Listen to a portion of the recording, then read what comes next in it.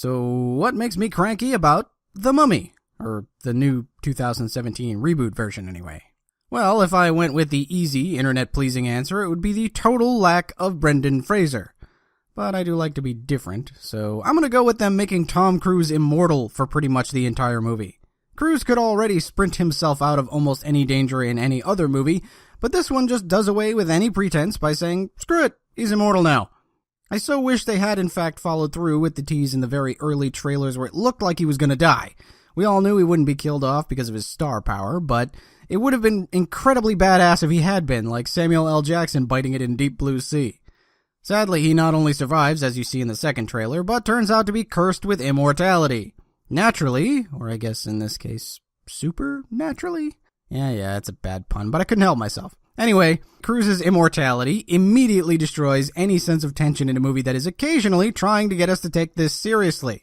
You can't be doing jump scares and creepy monster reveals when the audience knows full well the main character is in no danger whatsoever, especially when you spend his entire introduction insinuating he really doesn't care about anyone but himself, so we shouldn't either. Yeah, it's implied that he digs the obligatory attractive woman that inevitably gets dragged into these sort of things, but you can't spend the beginning of the movie establishing this guy as a selfish jerk and then expect me to buy that he cares enough about this chick that I, in turn, should worry if the mummy gets her, to say nothing about the random red shirts who don't even get the dignity of a name before they get sucked dry. Ironically, Cruise being portrayed as a lying, thieving, no-good, low-down, dirty smartass with a complete disregard for even his best buddy was the best part of this movie. It's almost as much against type for him as his time as a cowardly, incompetent soldier in Edge of Tomorrow, or Live, Die, Repeat, whichever title you actually saw that movie under. When they decide to get all irreverent like that, it's actually a pretty fun movie. Even the action sequences get very clever when they're working within that paradigm, so during those times, the movie's both entertaining and funny. Which isn't much of a surprise because the Brendan Fraser version of The Mummy went that way too. It was a campy, Indiana Jones-ish flick, and it knew it. So even though it was silly at times, it was still easy to go along with it because it didn't take itself too seriously. But this version of The Mummy can't decide what kind of movie it wants to be. Sometimes it's trying to be a horror movie, sometimes it's just a straight-up action flick, and then other times it reverts back into that campy comedic adventure stuff.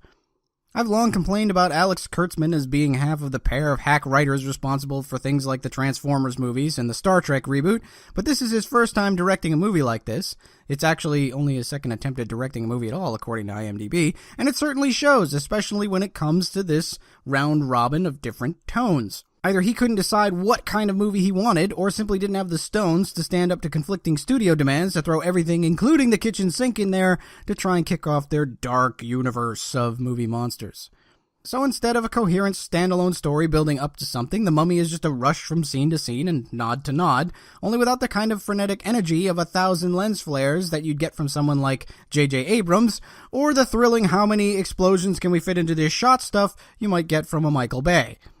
Meanwhile, all of the important kinds of scenes that really stitch things together in a movie like this just aren't there. Moments we should share with the characters to show their evolution and maybe learn about Cruise so that he isn't quite so much of a tool are wasted on things like setting up Dr. Jekyll and Mr. Hyde for the larger universe. It's probably the worst, most obvious universe building I've ever seen, topping Orci and Kurtzman's last failed attempt for Sony in The Amazing Spider-Man 2. They have a perfectly good, just subtle enough reference to start with, but the movie can't just stop at Russell Crowe's character having a famous name and a strange story about a patient contracting evil like a virus. No, this movie turns to the audience and says, in case you didn't get it, here's a full-on monster from another movie. You see what we're doing now? We're having one of those cinematic universe things like Marvel. I bet you're all super psyched now, right? Might as well be a Deadpool-style fourth wall break at that point. Everybody's chasing that Marvel dream without understanding how Marvel did it. The Mummy even sends you out with a completely unsatisfying conclusion because it's just a part one of this dark universe thing. It might as well be the pilot of a TV show that nobody's going to watch. Considering how much TV Kurtzman has produced, that's probably his fault too. In any case, I doubt I have to convince anybody this isn't a great movie. It's not nearly as bad as it could have been, because it is funny at times, and it does have some pretty good action sequences, and the cast is alright. But the bottom line is it can't decide what it wants to be, and just ends up running in circles as a result. Definitely wait for network TV on this one. That's what I thought about The Mummy anyway.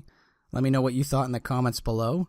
And my secret society can't fight the world's evils without your patronage, so please do like the video if you enjoyed it, and subscribe to my channel for more reviews like this one, so that we don't have any more 5,000-year-old creatures sucking people dry on YouTube.